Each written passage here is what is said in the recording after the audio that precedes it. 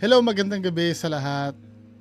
So, another Bungo TV Classics. Ito ay in-upload ko noong... Anong date ko nga in-upload to? Wait lang.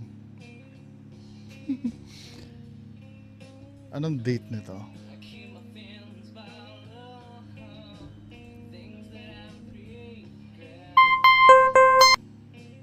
So, 2 years ago. Tagal na rin, ano?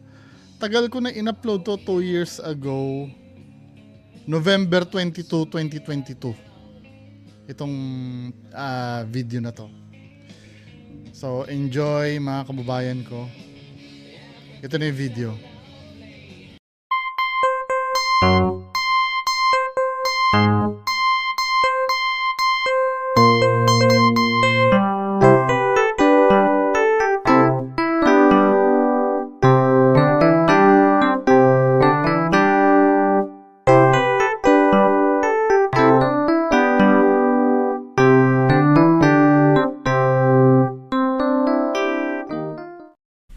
Hello, maiba naman tayo ng content ano.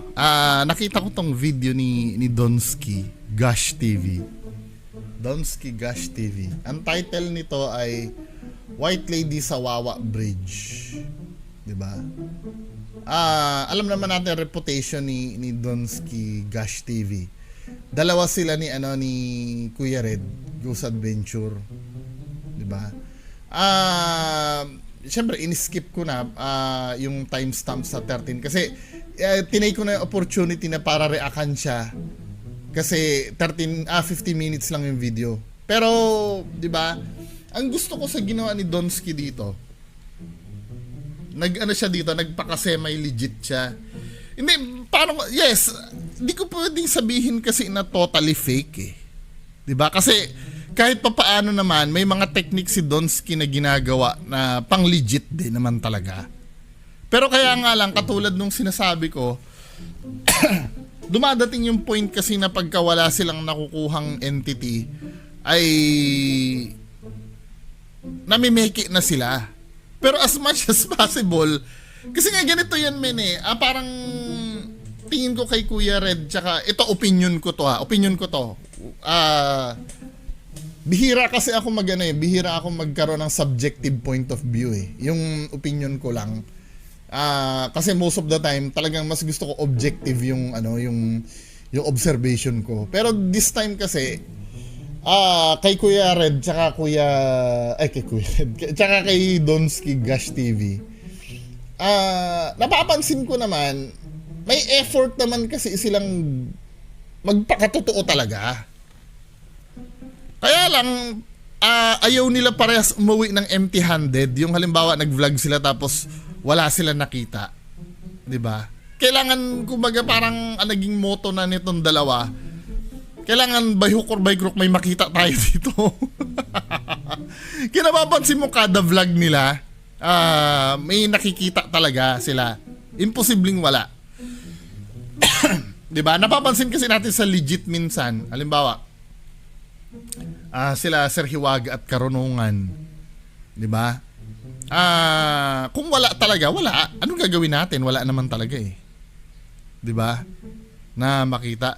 Pero dumadating yung time na tayo pang mga audience yung nakakita. Example yung kay Ma'am Diwata ni Hiwaga at Karunungan, 'di ba? Tayo pa mismo yung nakapansin, yung viewer pa na tinuro sa akin na yung may aninong tumakbo. Hindi alam ni Sir Hiwaga at Karunungan yun. 'Di ba? Doon mo makikita yung pagiging legit. 'Di ba? Uulitin ko ulit, ano ba ang definition ko ng pagiging legit na ghost hunter? As long as na hindi ka namimeke. Wala na akong pakialam kung may makita ka doon sa video mo o wala. As long as na hindi ka nameke, pumunta ka doon para maghanap ka ng multo. Kung wala ka nakita, anong gagawin natin? Wala ka talaga nakita. Legit ka para sa akin. Basta wag ka lang mameke talaga. 'Di ba? Ito kasi kaya ko nasabing semi-legit. Sa bagay, kahit pa sabihin mong peke pa rin eh, no? Nameke pa rin eh. Hindi, gusto ko lang i-defend yung sinabi ko na semi-legit tong dalawa. Kasi napapansin ko naman talaga, may effort sila na talagang maghanap. 'Di ba? Kaya lang talaga ang nagpapapangit lang talaga sa video nila yung gagawa na sila ng ng peke. Yes, obviously peke naman talaga eh. 'Di ba? Fake naman talaga. I mean, ibig ko sabihin wag na tayo magtanggi na hindi totoo 'yun. Fake talaga. Alam mo naman sa sarili mo kung 'yun ay taong nakadamit lang eh. Halimbawa, white lady, alam mo naman talaga na, kasi nga, alam mo ang itsura ng tao na naka-gown. 'Di ba? Alam mo, kasi may kakaiba kang mararamdaman pagka hindi talaga totoo. Ewan ko kung ba't iba, tinatanggap nila as totoo yung nakikita nila. At yun ang ayoko kasing gawin nyo. Kuya Red, kung nanonood ka man sa akin, at Sir Donsky, yun ang ayokong gawin nyo sa kababayan natin, na paniwalain nyo sila sa isang peke. 'Di ba? Tatanungin mo ko, bawal ba yung ginagawa namin? Hindi naman bawal yung ginagawa nyo per se. 'Di ba? Hindi naman bawal yung ginagawa nyo as long as nalalagyan nyo ng for entertainment purpose. 'Di ba? Kaya lang pag hindi nyo nilagyan ng for entertainment purpose, consider na yan na panloloko under Article 318. 'Di ba? Paano mo nasabing sa bagay, ano lang ang pinaka grounds lang naman sa Article 318 yung may natanggap kang pera eh. So kung hindi naman kayo nang hihingi, hindi na naman bawal. Pero morality wise, alam niyo sa sarili niyo kung nanloloko kayo. 'Di ba? May mga panloloko kasi na kakulong-kulong at may panloloko na hindi naman nakakakulong. Halimbawa, paniwalain ko kayo na ako ay anak ni Bongbong Marcos. Sabihin ko sa inyo, anak ako ni Bongbong Marcos. 'Di ba? Niloloko ko kayo pero kakulong-kulong ba 'yung panloloko ko sa inyo? Hindi. Pero alam natin na niloloko ko kayo. Parang dito sa paggawa nila ng peking video. Kakulong-kulong ba 'yan? Hindi. Pero alam natin na niloloko. 'Di ba? Pero pag tumanggap sila ng pera, gamit yung video na 'yan, crime na 'yon. Article 318. 'Di ba? Other deceit. Yung sasabihin nyo na alam mo, nakulam ako, 'di ba? Naengkanto ako do sa nakaraan kong video, naengkanto ako. 'Di ba? Kailangan ko ng mga gamit para masagupa ang engkanto. Tapos magpapadala naman ng pera, 'di ba? Yun ang yun ang uri ng pinagbabawal. Pero yung gumawa ka ng peking video at i-upload mo, hindi naman kakulong-kulong 'yun. 'Di ba? Kaya lang sa morality mo bilang human being at 'di ba? Bilang tao na ayaw natin na lokohin yung kababayan natin. Alam niyo na dapat sa sarili niyo 'yan. 'Di ba? Anyway, pagpatuloy natin 'to mga men, Nakita ko naman yung effort ito. Parang in-scan ko tong video ni Sir Donsky. 'Di ba? Gumagamit naman siya ng mga equipment na yan katulad nito motion ball ganyan umiilaw nga naman. Incredible. Intense. Wait lang nag-add lang. Umiilaw nga naman yung bola. 'Di ba? Ayun umiilaw. Hindi ko alam kung paano yan, 'di ba? Ito yung kahit pa paano, 'di ba? Consolation na rin sa kanila na may tali ba yan? Maliban na lang kung may tali yan. Kasi natitrigger lang naman yung yung motion ball na yan pag pagka walang movement or pag may movement pala, sorry. Matitrigger ang motion ball pag may movement. Originally kasi ginagamit ito para sa mga pets. Laruan ng mga aso. Mga paranormal expert, parang nila, ibig sabihin gagalaw nga naman. Sa doon. So tingnan natin ito So kung nandun tayo pag tumigil. Pag umilaw yan, that means meron itong mga ayan, tumigil na, di ba? Tumigil na yung ilaw. elemento. Ngayon tingnan natin kung gagalaw. Walang gumalaw niyan guys. Tingnan nyo. Ilaw. Kung may explanation, siguro bilang skeptic, bilang skeptic dahil mahangin, Or sa vibration ng ano, dahil tabi sila ng highway eh. Sa vibration pwede, vibration ng sasakyan sa gilid pwede, 'di ba? Pero ang tanong ko, considered na pamimiki ba 'yan? Well, it's all up to Sir Donsky.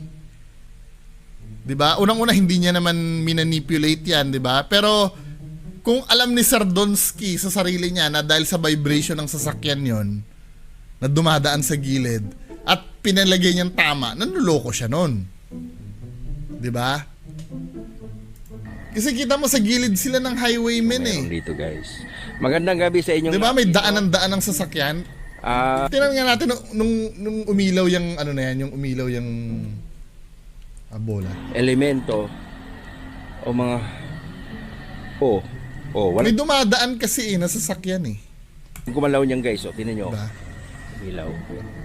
Lalo na 'di ba mapapansin mo pag may truck na dumaan sa tabi mo at nasa bridge ka pa. So meron dito guys. Magandang gabi sa inyong lahat dito. Kung nandito man kayo ngayon, no? Pwede po bang tapikin nyo ako o kaya Ayun, no? Nakita niyo mga maglagay kayo ng sign? sasakyan. Hindi na namamatay guys. Ayun, umilaw na naman. Umilaw. Kasi nga may mga sasakyan na dumadaan sa gilid. 'Di ba? Ayun no, ang ingay ng sasakyan eh. Kung merong mga espiritu dito kaluluwa, pwede ba pailawin nyo? May ilaw na Lahat nga eh. sabay-sabay? Sabay-sabay, tingnan natin.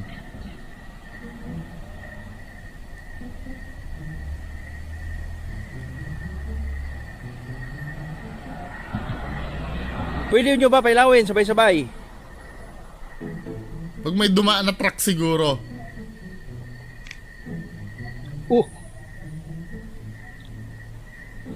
Pwede nyo ba pailawin sabay-sabay?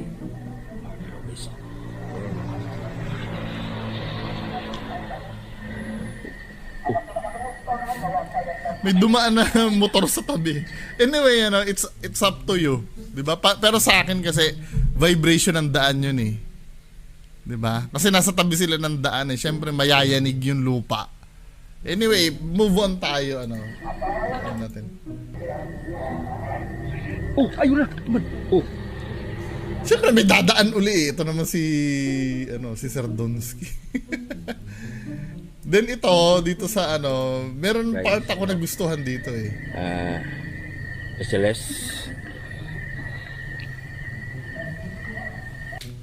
Doon sa SLS na na tinutukoy mo. Medyo diskumpiyado ako diyan eh. Kasi nag-download ako ng app na 'yan. Anything na may kakorte ng tao, talaga na-detect ng SLS na 'yan. Kaya nga napapansin mo 'di ba laging yung nakikita nila lalo na si Kuya Red, nakita niya sa SLS, actually XLS yun eh. Kasi nga Xbox camera yon sa Xbox Kinect. Sa application sa cellphone kasi ang inaano niya pattern ng tao. Kung wala siya makitang pattern ng tao, hindi siya magmamap. 'Di ba? Ayan guys. So may nag-dual screen siya. Guys, kabit na lang natin, no? Kabit na lang natin dito. Okay. So, mahirap siya. Mahirap siya kaya may kabitan tayo dito, no? At yan. Hello, magandang gabi sa inyo. Pwede kayong magpakita sa pwede kayong gumawa ng magpakita dito sa GhostTube. GhostTube. So makikita natin sila ngayon guys kung nandito ba sila sa ating harapan Diskumpiyado ako. o sa likuran. Man. Try ko nga yan, may application. Pilitin natin.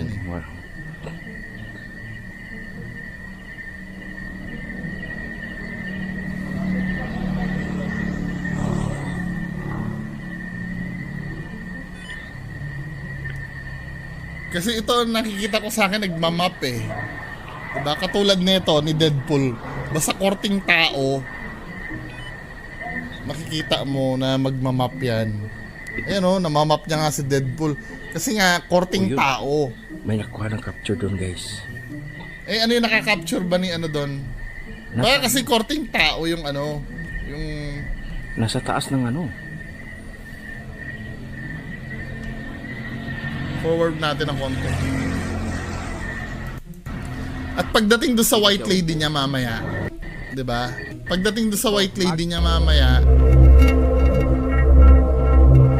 and ina-indicate niya naman kung walang boses or audio na na-record eh. Pero dito sa may ano, yung makikita niya na yung white lady. Ito yung baffled ako eh. Ano natin.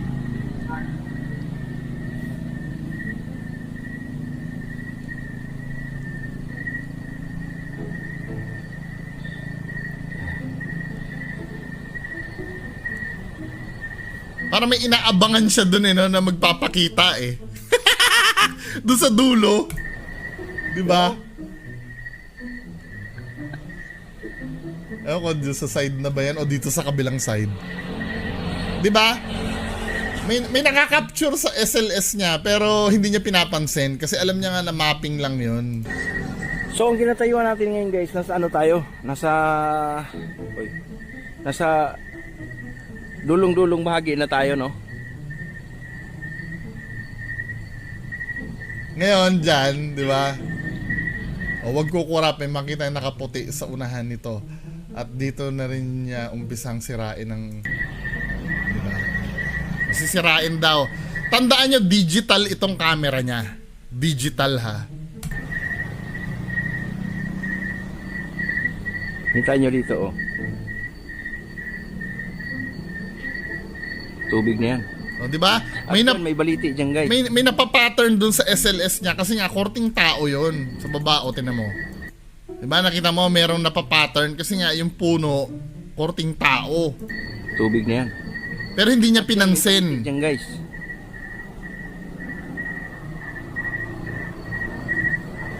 Oh my God.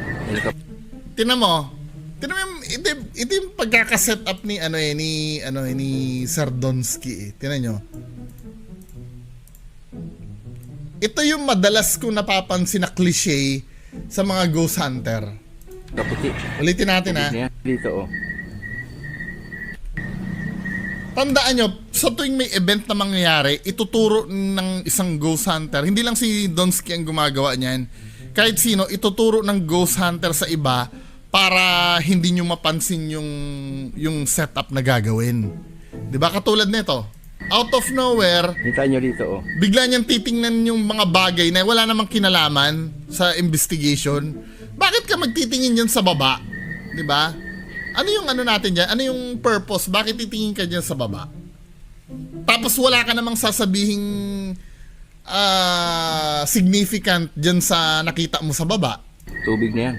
O tubig, anong significance sa investigation mo? At dyan, may baliti dyan guys. Oh, may balit. Ano ngayon kung may balite doon? 'Di ba?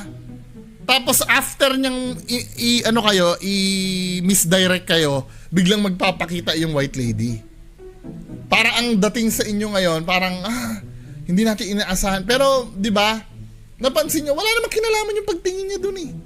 Parang nagbabay lang siya ng time para mag-prepare yun nandun sa dulo.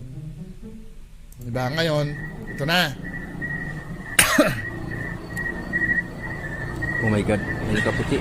May nakaputi na doon sa dulo, di ba? Ngayon, may nakikita siya nagmamap dito sa ano niya. Pero hindi niya na pinapansin kasi nga ang focus niya doon sa nakaputi na. Ayun o, may nagmamap nga dito na korting tao eh. Hindi niya na pinapansin yan kasi nga importante sa kanya yung nakaputi doon sa dulo. Diba? Ngayon, para hindi niya na mapuntahan yan, tandaan nyo ha, digital to, hindi ito, hindi to tape, hindi to camera tape ha, digital to. Memory card ang gamit.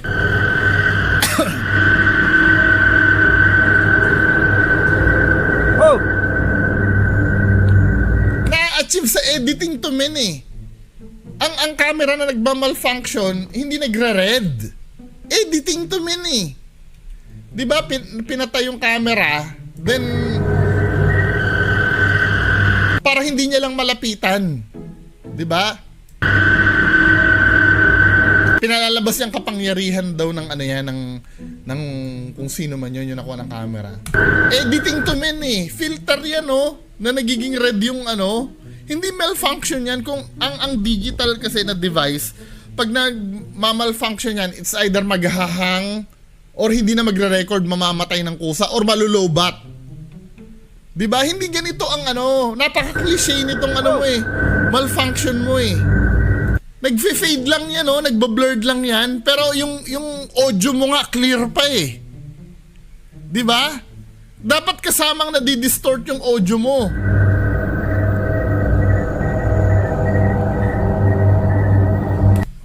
Luka! Oo, malinaw pa nga yung audio mo tapos sasabihin mo, nagmamalfunction yung camera. Man, hindi siya convincing. Dapat choppy ka na niyan. Digital kasi yan paulit-ulit akong digit. Totoo naman Pag nag-malfunction ang digital device, it's either maghahang yan, or alam nyo pag bumili kayo ng pirated DVD nung araw, na ganun ang malfunction ng digital device. Hindi ganito na nagre-red tapos ang linaw-linaw pa ng boses mo. 'Di ba? Wala man lang hindi man lang nagiging choppy yung boses. O next time gagawin niya na 'yon kasi nasabi ko na